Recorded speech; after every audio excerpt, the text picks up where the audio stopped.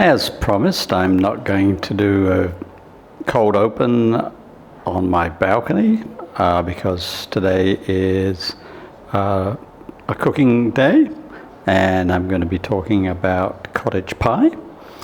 And I'm actually going to make it over 2 days. So today, the first day, I'm going to make the filling. So I've got an empty skillet going, and rest of my kitchen stuff is ready. My oils and some of my sauces. I've also got some washing up done so that I've got a pot ready when I finally get round to putting the pie together. And meanwhile, let's get started.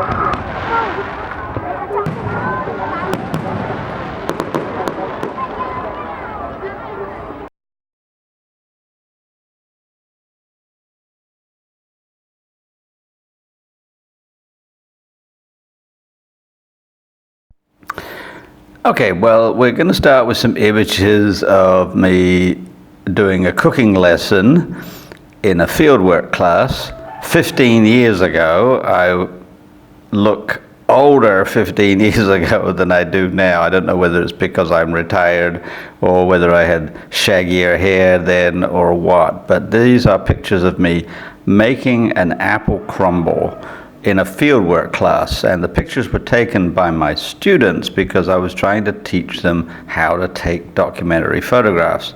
Some of them are okay, some of them are not so okay. I've just got a selection here. I've got about 50 or 60 of their photographs, but I thought this would be a nice one to show you how I used to cook apple crumble. And you can see I used to use a food processor in those days, and if I gave you all 50, it would show you start to finish, but this just gives you the idea.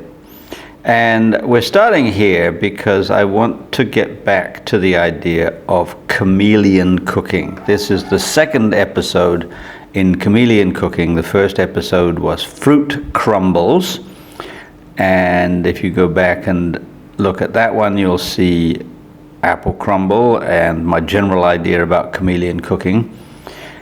And I will show you here my own chameleon cooking at work with fruit crumbles. The last one was apple crumble, and now I'll show you the next crumble I made, which was apple and berry.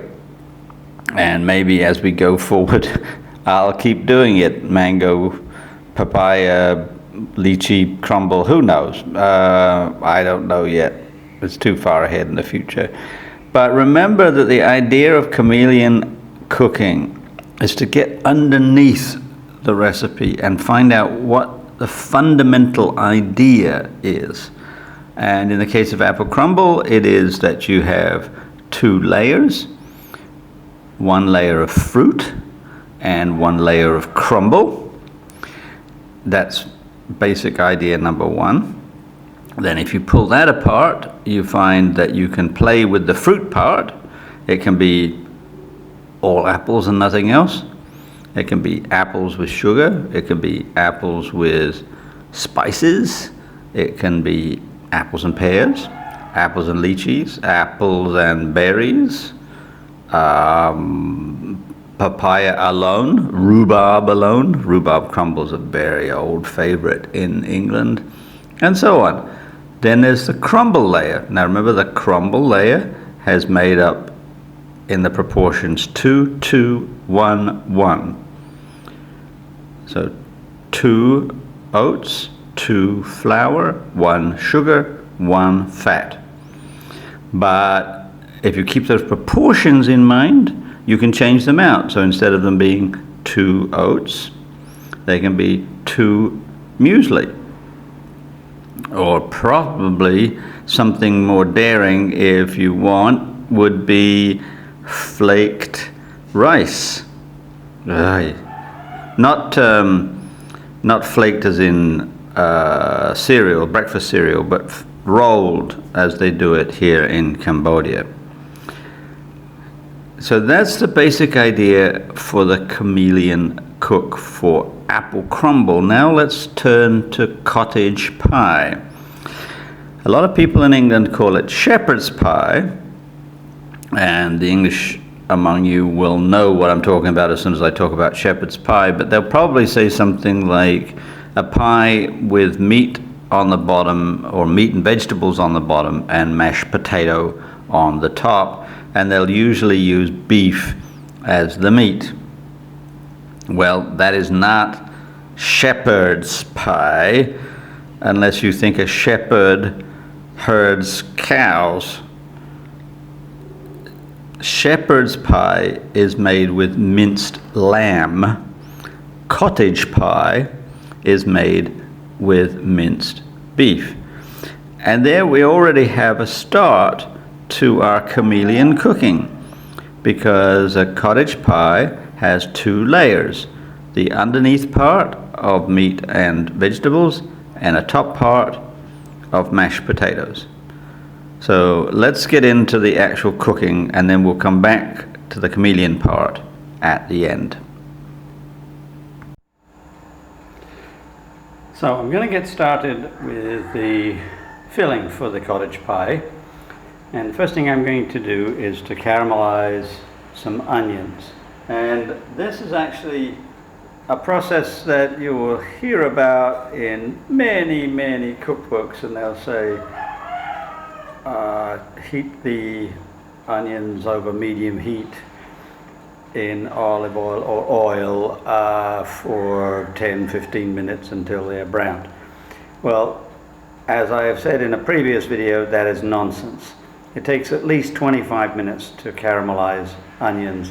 So I'm going to show you the process, but I'm not going to spend 25 minutes showing you, because that's a whole video by itself. But I will just start and give you the idea. Okay, so first, heat the pan. Get the pan heated initially, then add your olive oil. I use extra virgin olive oil.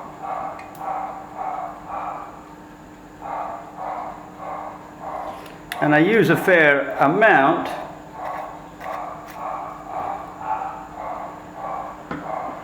partly for taste and partly because it helps in the caramelization.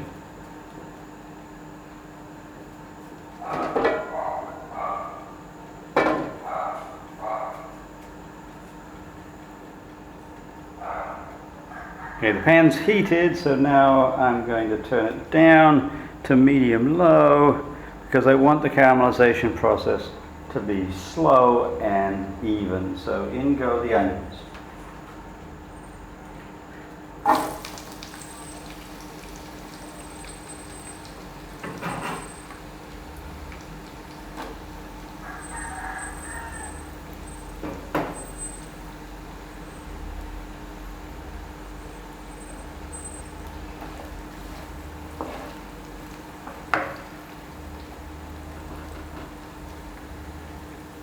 Now, inasmuch as there is a secret to caramelizing onions, people often write the secret to this, the secret to that.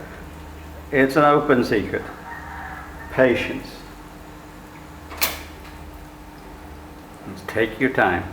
Now you can see it's bubbling away nicely. And they will first become transparent, and slowly they will caramelize.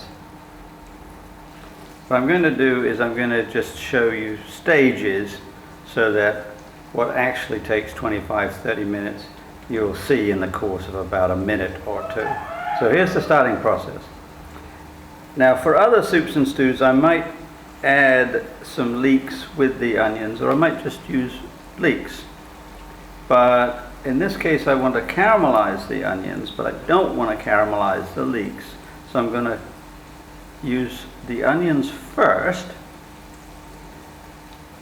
And I'm going to add the leeks when I actually make the filling so that they stay nice and white. I'm also not adding garlic at this point because caramelized garlic can be a little bit bitter. So I'm also going to add the garlic later. And I'm going to do a video at some point on substitutions, which is the key component of Chameleon cooking. And I will talk about the onion family, trading out leeks for onions and green onions for regular onions, or red onions for white onions, what have you. I'll do that in a later video. Okay, so it's now just bubbling nicely, and I'm going to pay attention to it. I'm not going to go away from the pan, but you are going to go away, and then you will return in a few minutes. Here we are 10 minutes later, and you'll see that the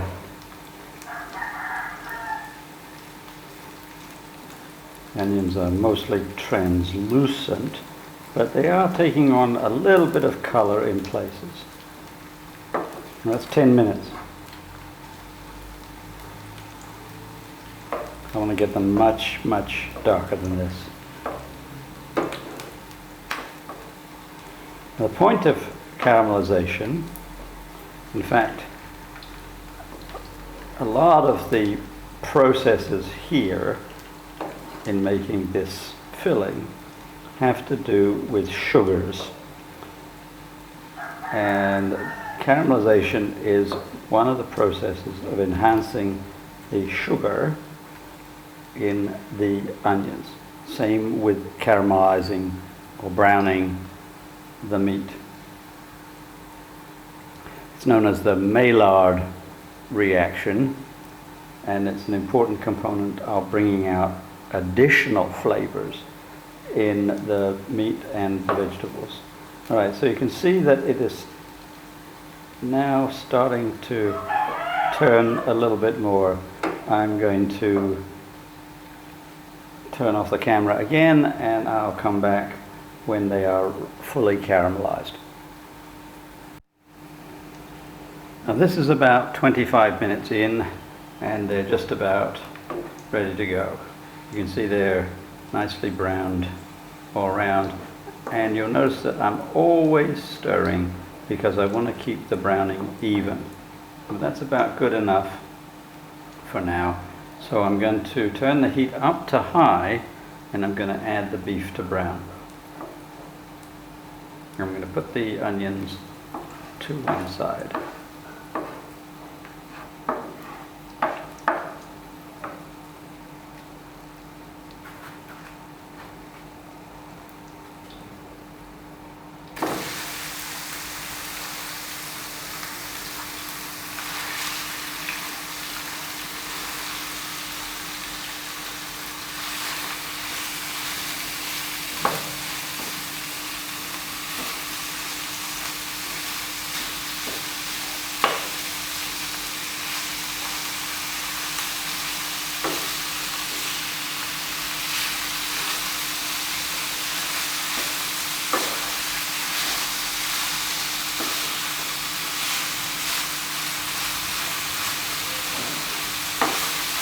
You have to be a little careful with ground beef that you buy from the butcher. It's actually much better if you can grind it yourself,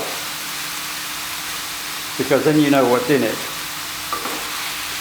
Here in Cambodia, it's pretty reliable, but in the United States in particular, they add water to the ground beef, and so browning becomes very difficult because as soon as you put it in the pan, it releases all the water, and if you're not careful, then it ends up boiling rather than browning.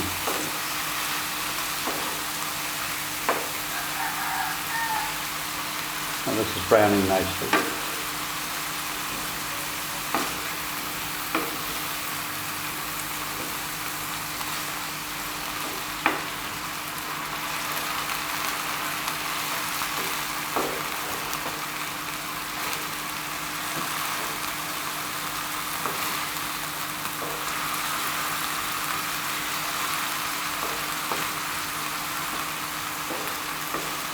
I was debating how much beef,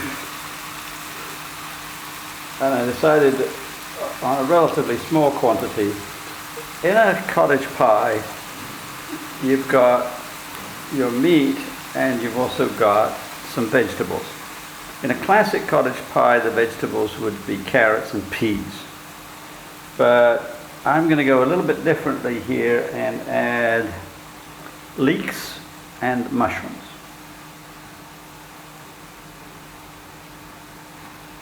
That's some oyster mushrooms. I'm going to use mushrooms from Asia.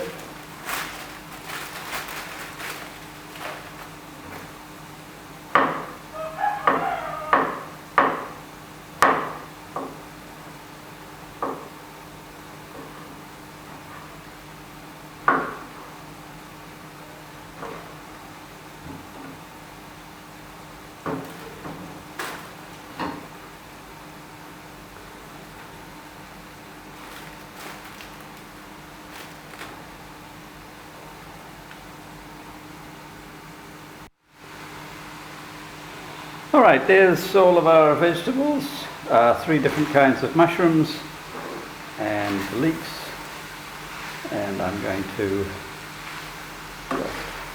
move them around a little bit. I'm going to get them a little bit, also a little bit sauteed.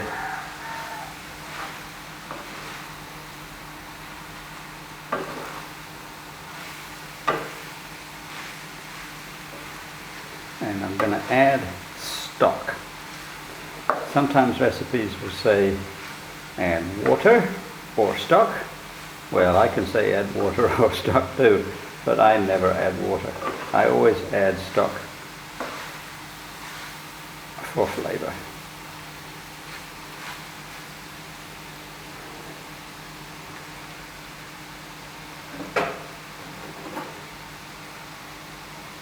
And I have a pot of bones, keeping warm on the stove. I'm going to add a nice quantity because I'm going to make both a filling and a gravy. Not all the gravy is going to go into the pie. Some of it will, but most of it I will make separately.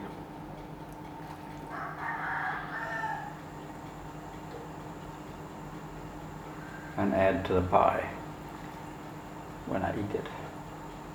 Now, I'm cooking this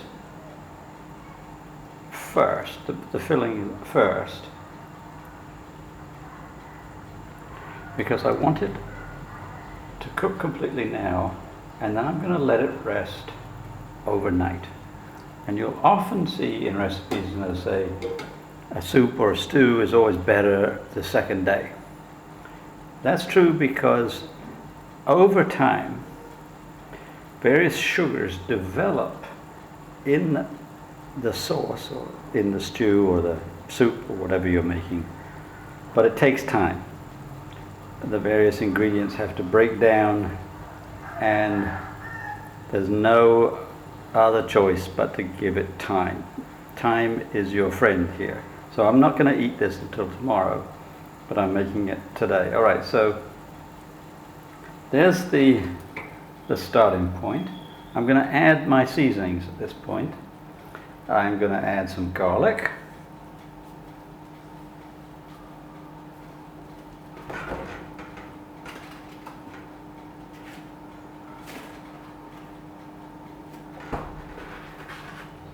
I'm also going to add some fresh ginger, and I'm probably going to add some soy sauce and some Worcestershire sauce.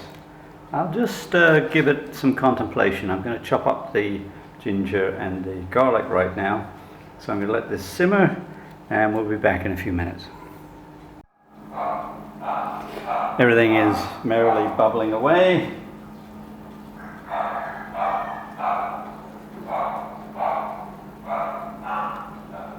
Some garlic.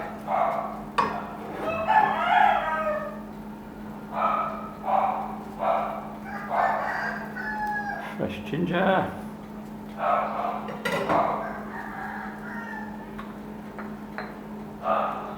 Worcestershire sauce.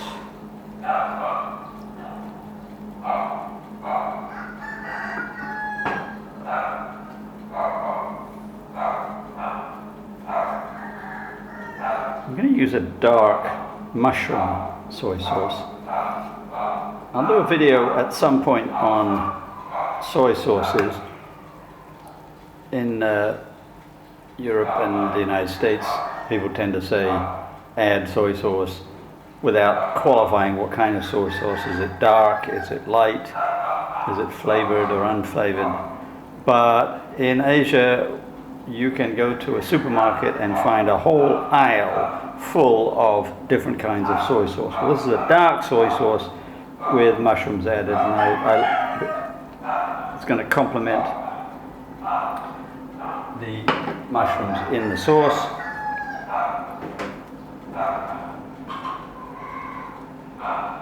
It's looking good. Now, I want to remind you of something that I will probably tell you over and over and over and over. Taste, taste, taste, taste. Don't do what the recipes say and put this amount of soy sauce and this amount of ginger in, etc., etc. Cook for an hour, taste and adjust seasonings. I adjust the seasonings as I'm going. I taste. If I don't like it, I adjust.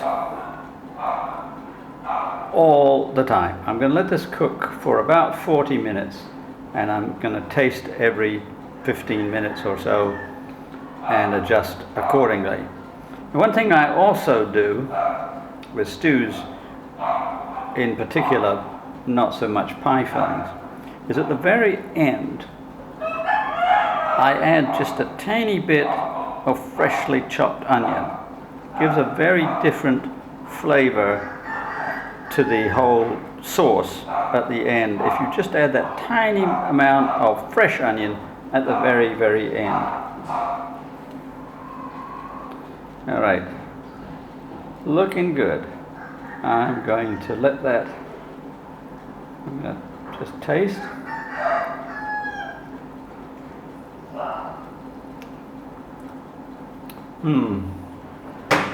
Okay.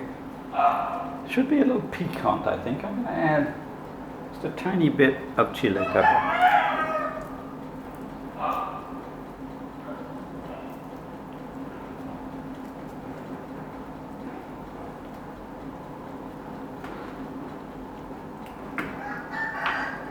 And also some black pepper.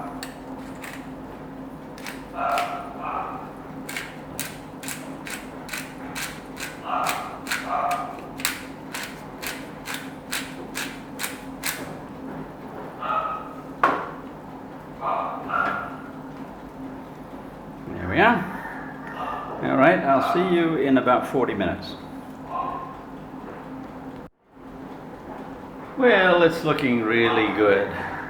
And at this point, I'm going to turn off the stove and let it cool. And then I'm going to put it in the refrigerator and leave it overnight. And tomorrow, I'm going to mash some potatoes for the topping, and we can talk about the construction of cottage pie in general and mine in particular.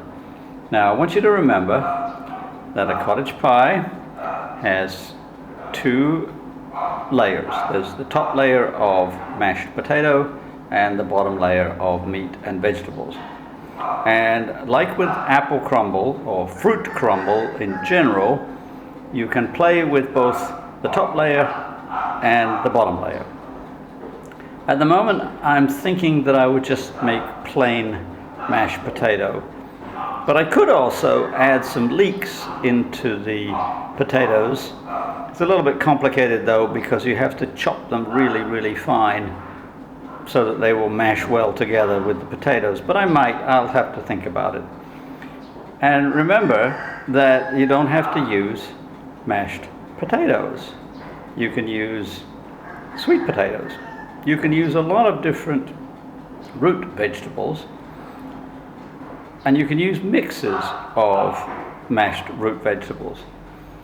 And then with the bottom layer, you have so many choices of meats and so many choices of vegetables to go with the meats and so many choices of seasonings for the meats. Now, this one happens to be one that I particularly like. I am going to add, in addition to the seasonings that I put in the first place, a few cloves just to add an extra richness. This is something that I learned from Robert Carrier in Great Dishes of the World. He put cloves in his steak and kidney pie, and it just brings out a little bit of extra flavor. And so I'm going to do that, and then I'm going to let it rest overnight, and I will see you tomorrow.